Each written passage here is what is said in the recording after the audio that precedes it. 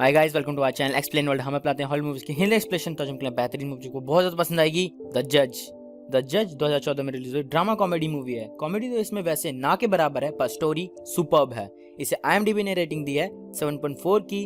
Rotten tomatoes ने इसे दी है 48% और इसे 92% लोगों ने लाइक किया है। इसके डायरेक्टर हैं डेविड डॉपकिंस। इसका बॉक्स ऑफिस रिकॉर्ड था $8.44 करोड़ US।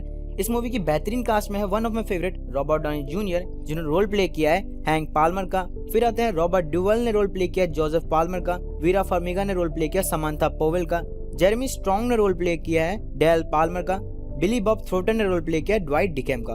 और भी कई इंपॉर्टेंट कैरेक्टर है इस मूवी में। इसी मूवी की वजह से रॉबर्ट ड्यूवल को ऑस्कर में सपोर्टिंग एक्टर के लिए नॉमिनेट भी किया गया था। स्टोरी बहुत ही ज्यादा अच्छी है, एक फादर सन के रिलेशन को डिस्क्राइब करती है। स्टोरी की शुरुआत करने से पहले अगर अभी तक आपने मेरे चैनल को सब्सक्राइब नहीं किया तो सब्सक्राइब करें। वीडियो पसंद आए तो वीडियो को लाइक करना और हाँ, अपना इंपॉर्टेंट फीडबैक देना ना भूलें। So let's begin the story. कहानी की शुरुआत होती है हैंक पाल्मर से, जो कि शिकागो का एक बहुत अच्छा लॉयर है। हैंक अपने जीवन में बहुत सक्सेसफुल है, वो मोस्टली केसेस जीत जाता है।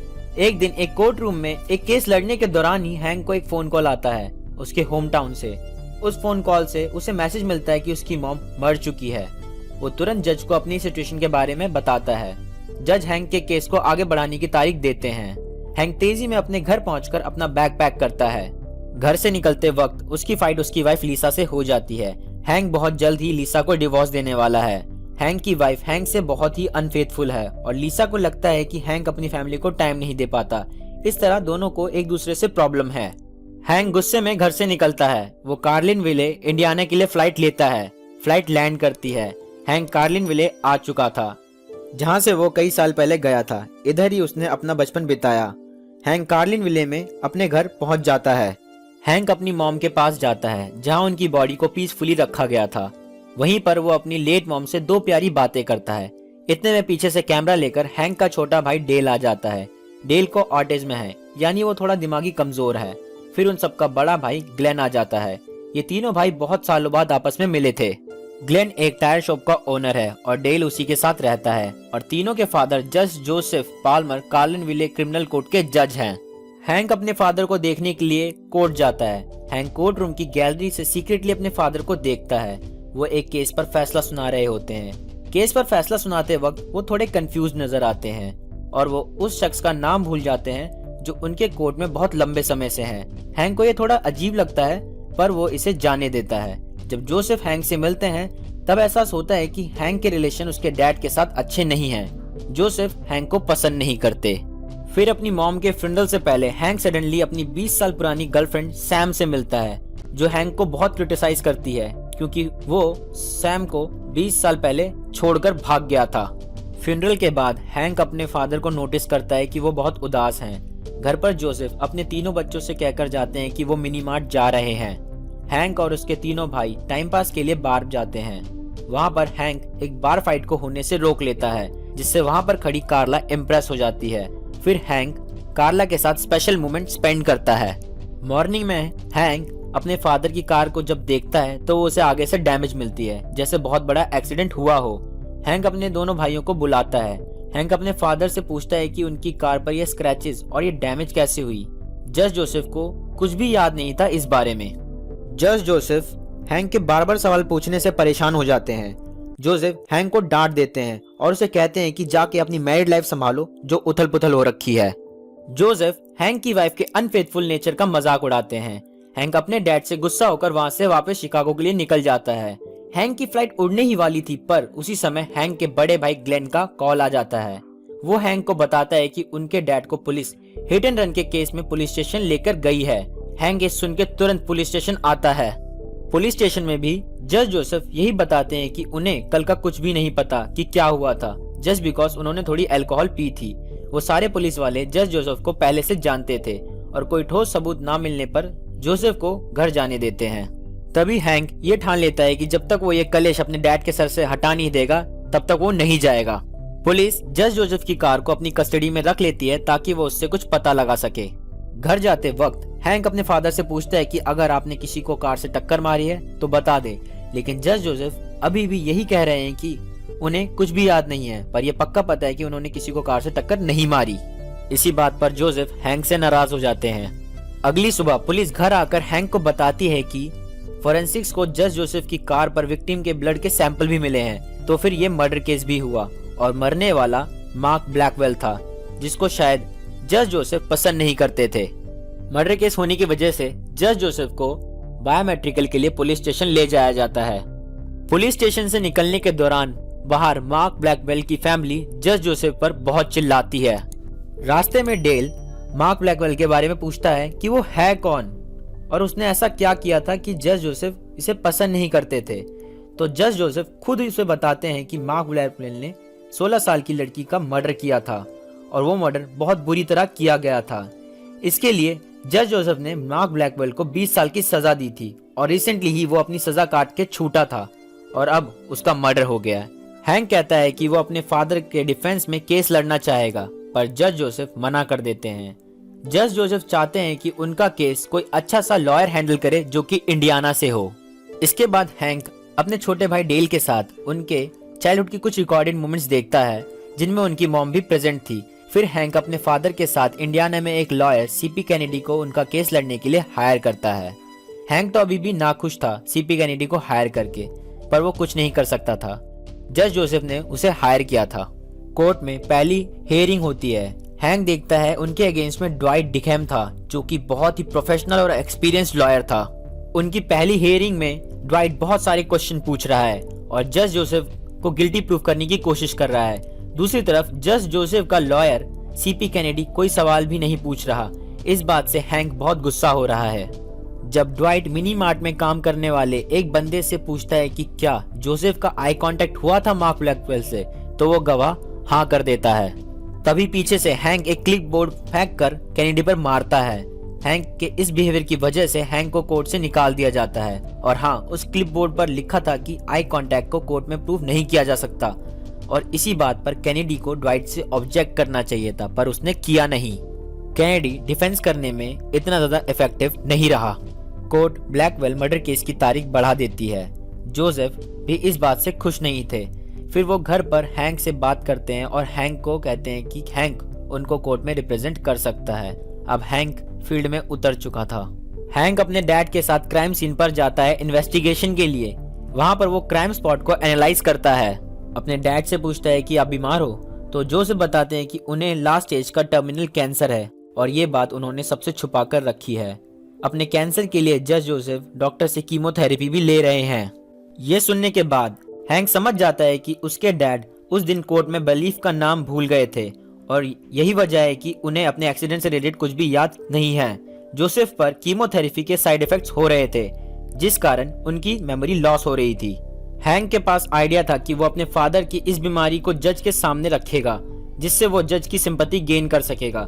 पर यह आइडिया जोसेफ को अच्छा नहीं लगा, क्योंकि उन्हें कैंसर पिछले 1 साल से था। तो इस हिसाब से उनके द्वारा कोर्ट में लिए गए हर फैसले पर लोग उंगली उठाने लगते। तो उन्होंने हैंक को उनके कैंसर के बारे में सब लोगों को बताने से मना कर दिया। जज जोसेफ की 42 साल की इमेज का सवाल था। हैंक इस बार भी दब गया। हैंक नाराज था। घर आकर हैंक अपना बहुत पुराना बॉक्स खोलता है, जिसमें उसे एक बहुत पुरानी टी शर्ट मिलती है और जिसे पहनकर वो बाहर फ्रेश एयर लेने के लिए निकल पड़ता है। साइकिल चलाते वक्त वो गिर जाता है। तभी वहाँ सैम आ जाती है। सैम हैंक को फिर अपनी बेटी से मिलवाती है।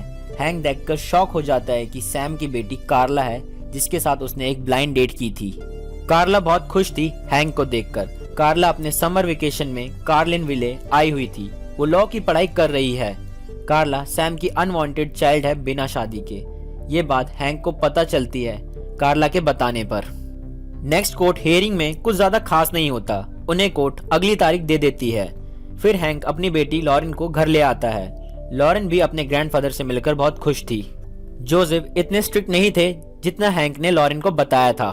जब लॉरेन और हैंक साथ में होते हैं, तब लॉरेन अपने डैड से पूछती है कि इतनी सारी ट्रॉफीज किसकी हैं। हैंक बताता है कि ये सारी ट्रॉफीज उसके बड़े भाई ग्लेन की है। वो बहुत अच्छा बेसबॉल प्लेयर था। लॉरेन का सवाल था कि ग्लेन ने किसी बड़ी टीम में क्यों नहीं खेला। हैंक का जवाब ये था कि जब वो और ग्लेन कॉलेज में थे, तब उन दोनों का कार एक्सीडेंट हो गया था। ग्लेन का हाथ टूट गया था, इसलिए वो आगे खेल नहीं पाया। जोसेफ ने ये सारी ट्रॉफीज अपने पास रखी हैं, क्योंकि ये ग्लेन से ज्यादा उनके लिए इम्पोर्टेंट है। ये बहुत सेंसिटिव टॉपिक था जो कि हैंक ज्यादा नहीं बता सकता।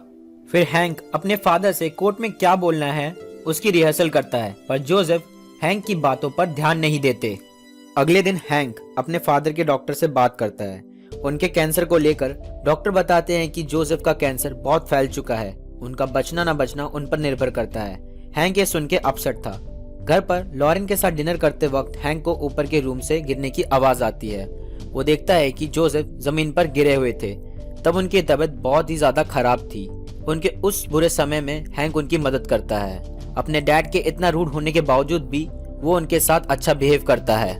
इसके बाद लॉरेन की जिद करने पर हैंक उसके साथ आइसक्रीम खाने के लिए जाता है। जब हैंक अपनी बेटी के साथ टाइम स्पेंड करता है तब उसे पता चलता है कि लॉरेन कितना टेंस्ड है अपने फादर और मदर के डाइवोर्स को लेकर।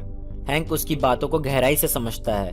वो लॉरेन को अपने और लीसा के बारे में समझाता है और लॉरेन समझ जाती है। अगली सुबह हैंक लॉरेन को वापस लीसा के पास शिकागो भेज देता है। घर आकर वो पता लगाने की कोशिश करता है कि सैम की बेटी कार्ला किसकी डॉटर है। फिर कोर्ट की हियरिंग आ जाती है। इस बार कैनेडी के साथ साथ हैंक भी बहुत नर्वस है। कोर्ट रूम में ड्वाइट बहुत से एविडेंस और गवाह जोसेफ के खिलाफ पेश करता है। एविडेंस के तौर पर विक्टिम की बुरी तरह डैमेज साइकिल होती है और गवाह तो थे ही, लेकिन किसी तरह हैंक इस बार भी सारे एविडेंस के ऊपर भी एक डाउट क्रिएट करता है। जज हैंक की बात पर ध्यान देते हैं और ड्वाइट को एक ठोस एविडेंस लाने के लिए कहते हैं और मिलती है एक और तारीख। नेक्स्ट डे हैंक को पुलिस स्टेशन बुलाया जाता है। ड्वाइट और पुलिस हैंक को मिनी मार्ट के बाहर की सीसीटीवी फुटेज दिखाते हैं, जिसमें ब्लैकवेल अपनी साइकिल पर एक साइड जाता है और जोसेफ दूसरी डायरेक्शन में। जोसेफ ने कबूल किया था कि वो रोड साइड मिल के पास से टर्न लेकर आए थे, पर पुलिस बताती है कि नॉर्मली ये करने में 9 मिनट लगते हैं, पर सीसीटीवी में नजर आता है कि जोसेफ 5 मिनट में ही टर्न लेकर ब्लैकवेल के पीछे चले गए थे। जोसेफ ने मिल के बारे में झूठ बोला था। ये देखकर हैंक शॉक में था। ड्वाइट हैंक को बोलता है कि अब उसका बाप गया। ड्वाइट का कहना था कि वो जोसेफ को अब जेल पहुंचाकर ही मानेगा। ड्वाइट की जिद हैंक की टेंशन बढ़ा रही थी। एक दिन बाहर बहुत खतरनाक तूफान आता है।